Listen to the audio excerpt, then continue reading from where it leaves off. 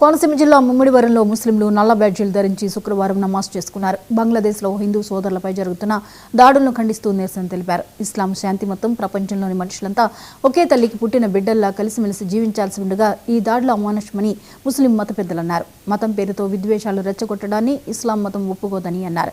భారతదేశం గతంలో బంగ్లాదేశ్కు అనేక విధాలుగా మద్దతు ఇచ్చిందని గుర్తు చేశారు. అలాంటి స్నేహపూర్వక చరిత్రను విస్మరించి జరుగుతున్న పరిణామాలు ఆమోదం కాదని ముస్లిం పెద్దలన్నారు.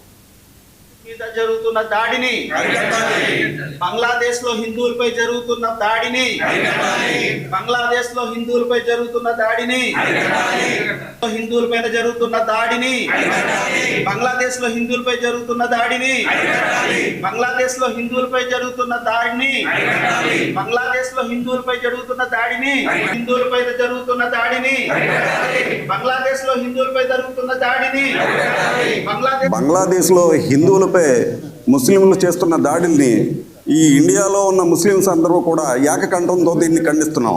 ఎందుచేతంటే అందరూ ఒకటే, మానవులంతా ఒకటే, వేరు వేరు ఏమీ కాదు.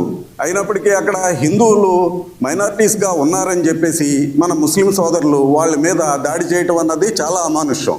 కాబట్టి మన ఇండియాలో ఉన్న మోడీ గారు కానీ అమిత్ షా గారు కానీ దీని మీద స్పందించి వెంటనే బంగ్లాదేశ్లో అక్కడ జరుగుతున్న దాడుల్ని ఖండించమని ఆ దేశ ప్రధానమంత్రికి ఒక వార్నింగ్ ఇస్తూ మనం దీన్ని పార్లమెంట్లో దీన్ని ఆమోదించి ఆ దేశానికి హెచ్చరిక చేయవలసిందిగా కోరి ప్రార్థిస్తున్నాం.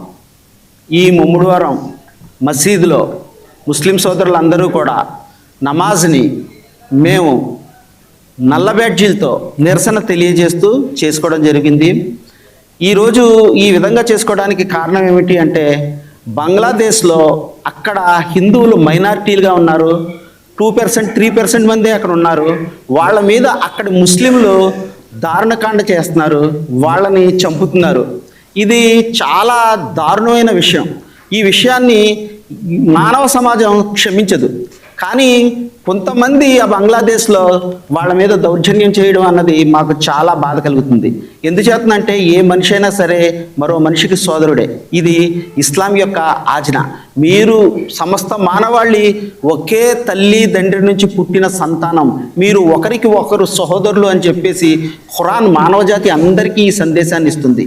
ఇది కనీసం ఆలోచించకుండా మైనారిటీలుగా ఉన్నారు, వాళ్ళని ఏమి చేసినా చెల్లు